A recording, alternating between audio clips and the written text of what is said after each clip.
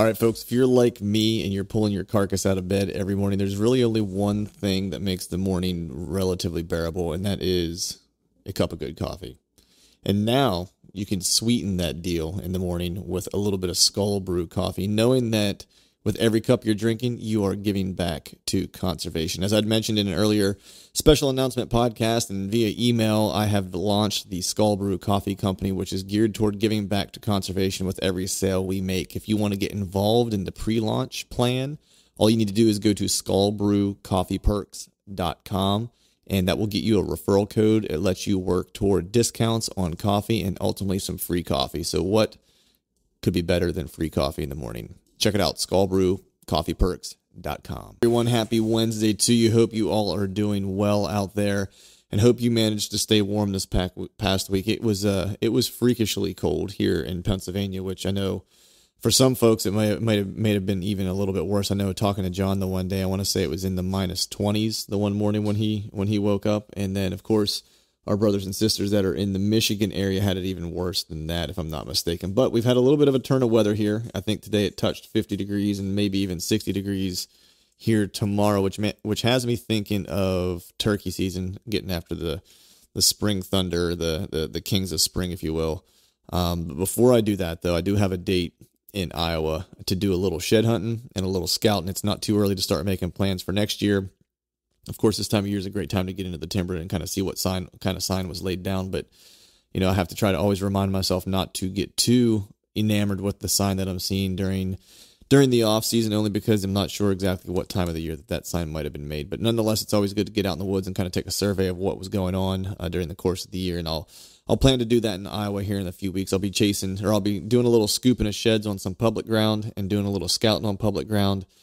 And plan to draw this year and be headed out there this fall. So hopefully I'll start making some decent plans that'll lead to some form of success here when November rolls around. But speaking of public land, one of the things a few weeks ago, I had sent a message on Instagram to see what type of content you guys would be looking for or to hear more about. And one of the things that came back as a resounding yes was wanting to kind of hear more about public land trail camera strategies. So fortunately, my buddies at Exodus Outdoor Gear spend a lot of time on public land hunting. I hunt a fair amount. I know you've heard me talk about hunting with Chad. He and I hunted some big wood settings, public land in Ohio and so forth. And so he has a lot of great kind of insight as to how he likes to go about hanging cameras and hanging setups and the things he's kind of looking for.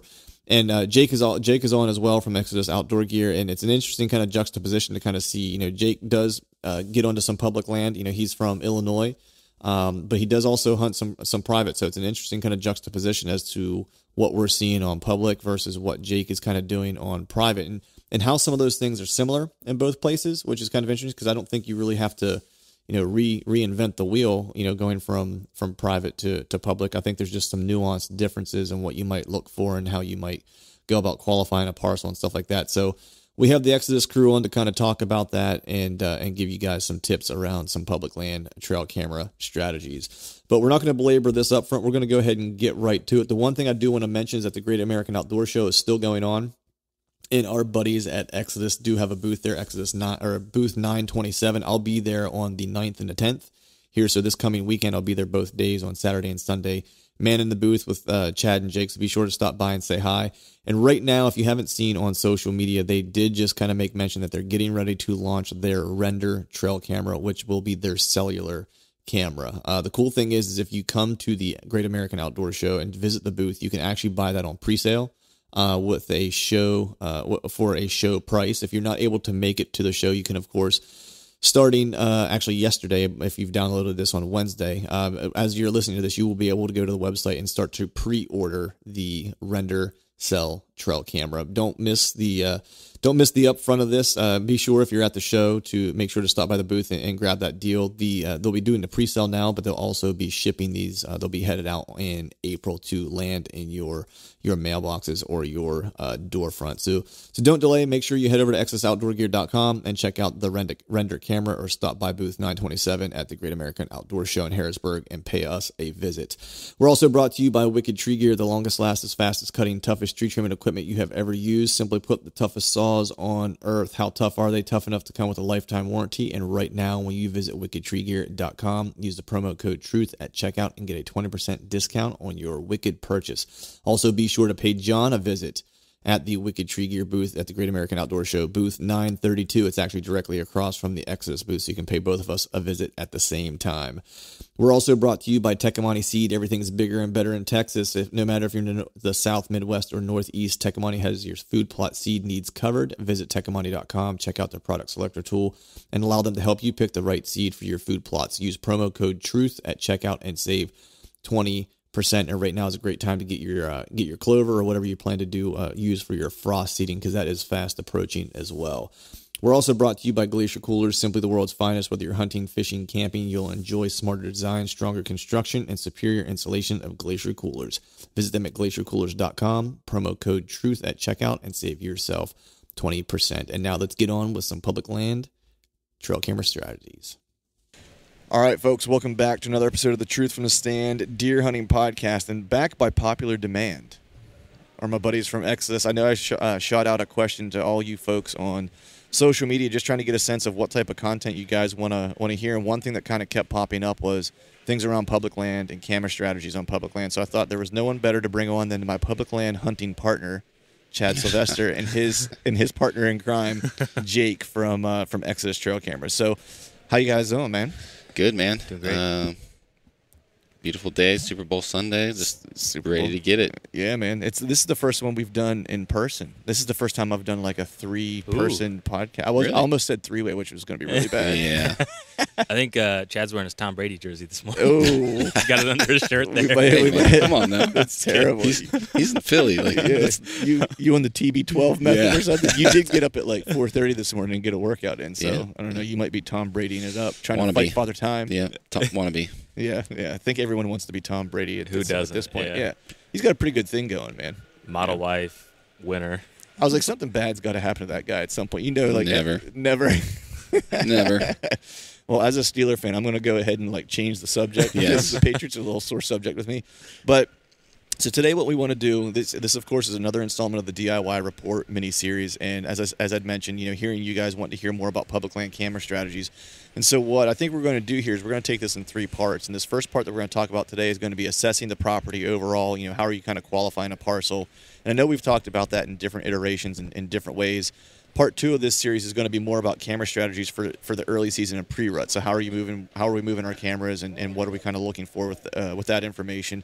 And then the last part is going to be how are we using cameras on public land during rut and during late season. So this first session, we're going to be assessing the property. So just to kind of jump right into it, what type of areas are you focusing on, whenever you're looking to kind of start to qualify a piece of public land, and how are you using your cameras? Are you focusing on overlooked areas, small parcels? What type of places are you kind of trying to identify? Well, for me, it really starts on the digital end, and we can just on a very high level, like topographical features on a map, identifying those, and then aerial photos of the actual habitat, how it lays out as far as edge transitions. So that's where it really starts. But boots on the ground, I'm looking for, the goal there should be, the assessing a property doesn't change whether it's public or private. Like the goal is still, the same, qualifying, whether it's an area of interest or not. So for me personally, it's about collecting the inventory data to start. Like that's the baseline, and that starts at looking at food, of course. So food, terrain features, benches, pinch points, funnels. If you're in hill country, and then edges, like deer are a creature of edges. So those are the specific types of areas that I'm going to put. And depending on how large the parcel is, I'm going to identify those areas, and I call them like hub cameras. Like those are cameras that'll probably stay there and never really get moved around too much. Like they'll be there 365, and I'll just let them run.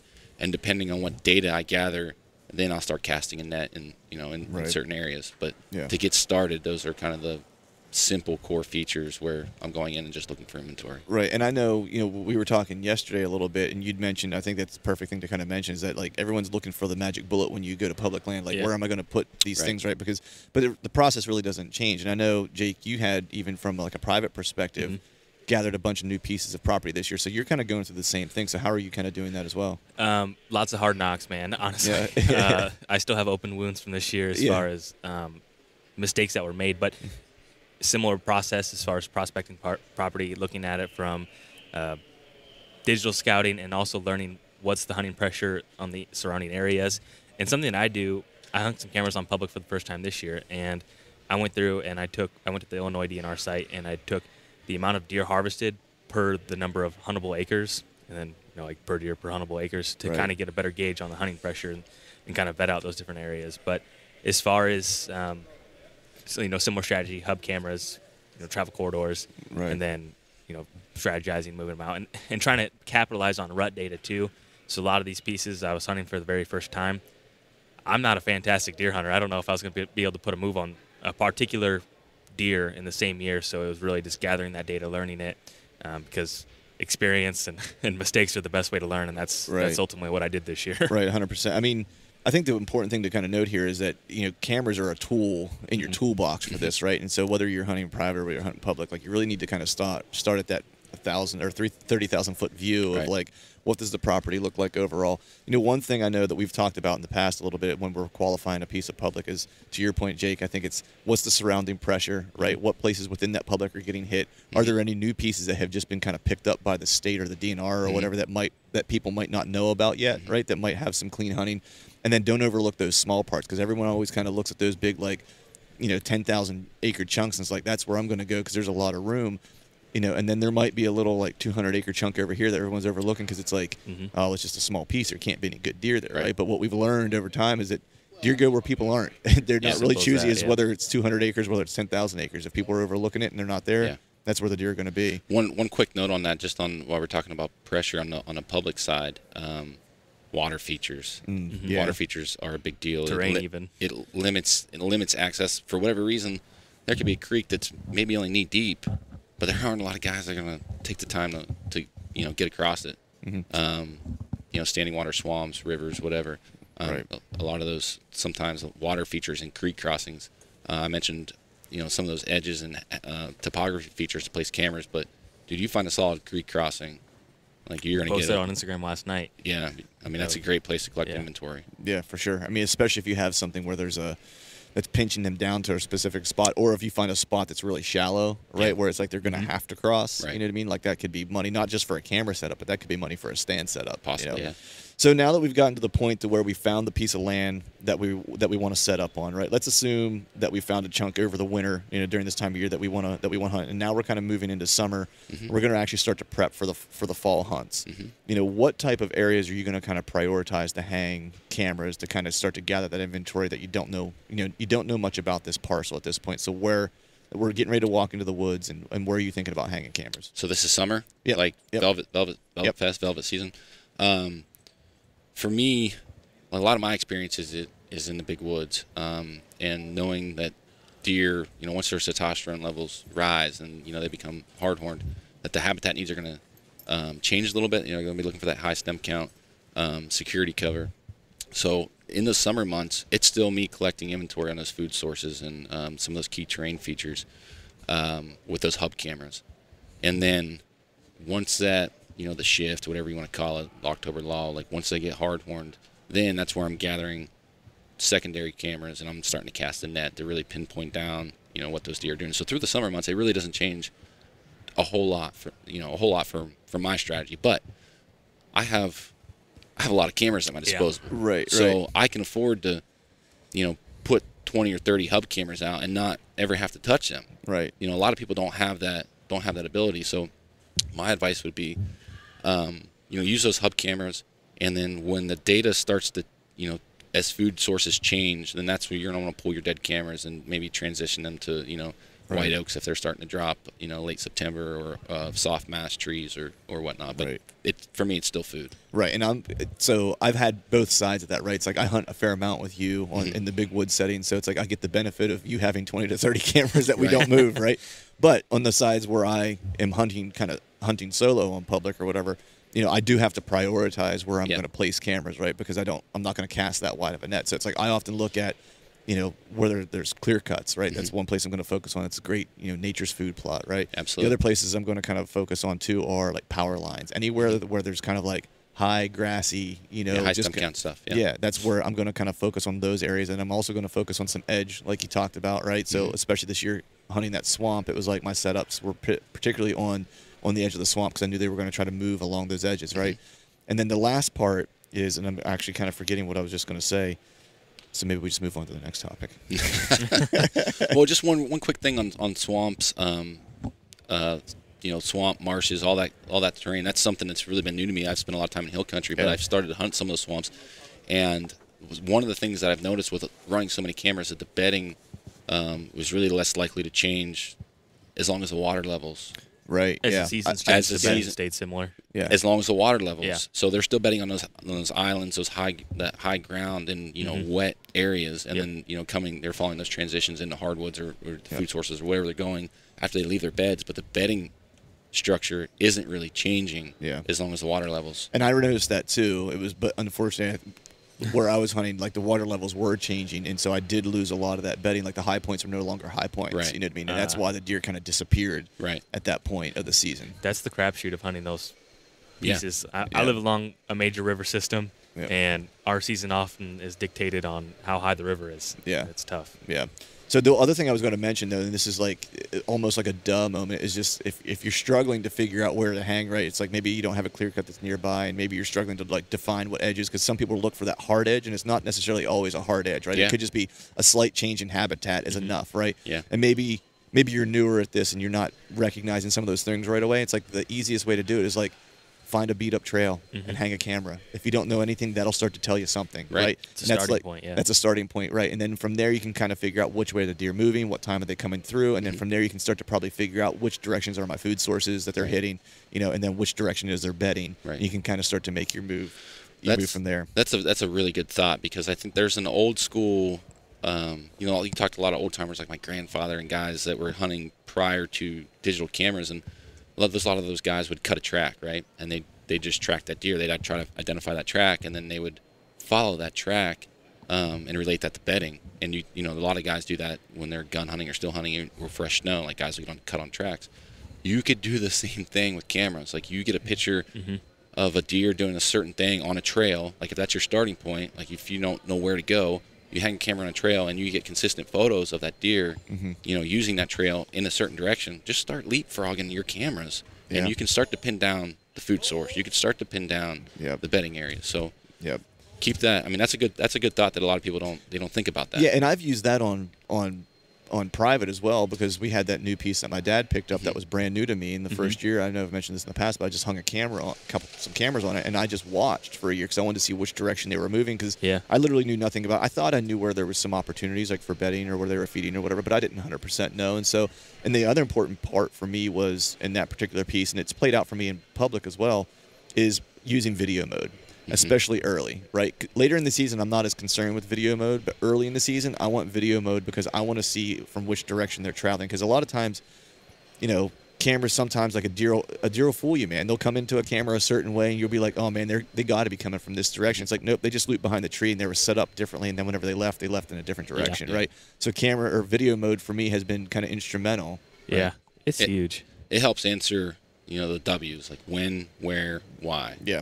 And the personality of if you are able to figure out that deer. Like yesterday we were watching the video, and there was a big buck that was coming in a scrape and his tail was tucked. Like those are little things that you would never ever get if you weren't running video. Right. And we were talking to Cody DeQuisto and Greg Litzinger, which are two good guys to talk to with that kind of stuff. And I hate to admit that was my video, and I was like, I didn't pick up on that. And those guys are killers. It was the first thing that Greg picked up on. He's like, that deer's tail's down. He's like, I see that a lot of time in New Jersey. And Cody was like, I rarely see a big deer like that with his tail down. And then you had mentioned that there were 5 other bucks that were working that scrape, and they were fighting, sparring earlier that morning. Right, and there was a tank that was on there, so clearly the one that had his tail down was not the dominant buck, and so then it made more sense, right? Yeah. Right. So if you're checking your camera intel and you're seeing bucks come in with their tail up and one's down, you can pretty much figure out, like, okay, there's one on here that's better than that guy, or that's more dominant. We can't say that he's bigger. Yeah. He might just be more mature. He may be a bully too. Right. And get rid of the bully buck. Right, exactly. So at this point, we've kind of figured out, what are some food sources we're going to hang our cameras on. We figured out like how we're kind of changing between like big woods versus like if you're hunting a piece of public that does have some ag around it. Figured out, trails might be a good place to start if you don't have a better starting point. But what particularly during this time of year, if you're getting ready to plan a hunt, right, and you're getting your inventory from these cameras from the summer, right, or from the early part of the season, what are you really looking for in this camera data that's going to help you start to make some decisions? Like number one, I think this is a place I want to hunt, right, and number two, are there deer here that I want to hunt? Yeah, well, I think that depends on which state you're hunting. If there's opportunities to hunt that summer pattern, like those early, Kentucky, South Dakota, where you have a chance at a velvet deer where they're still on their summer patterns, all of that intel is very important through the whole summer. If you're like most of the Midwest, where you're open up October 1st or, at a later date, that stuff starts to change. But through the summer, I'm looking at, one, what deer are in the area, identify a specific deer or multiple specific bucks that I have interest in, in chasing. And then by identifying those, I'm going to create a data log. Mm-hmm. So I'll go in and create a data log, specific kind of profiles or whatever on each deer.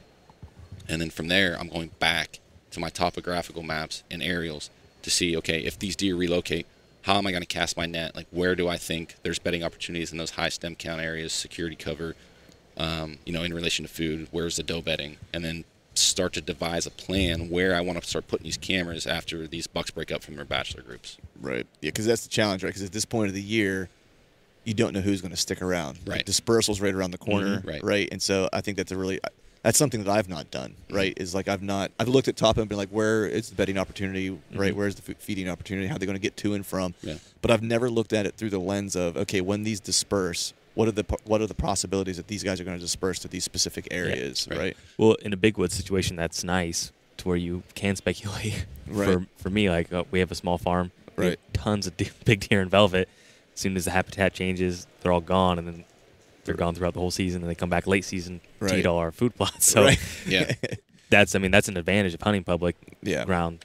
Yeah. I can't do that. Yeah, it's one of the things that I think even Greg and I were talking about yesterday when he was here. It was just like having the ability to kind of not have boundaries, right? It's Mm-hmm. like if you find a deer you want to chase, you can just go get after him. Mm-hmm. You know what I mean? It's like, to your point, Jake, it's like when the deer leave, and I've been up against that too on public grounds, like when private ground, when deer leave, it's like you're just kind of left holding the bag, Sitting on your hands, like hope Hoping it gets cold. Hope they come back soon. Yeah. You know? Yeah. What were you going to say, Chad?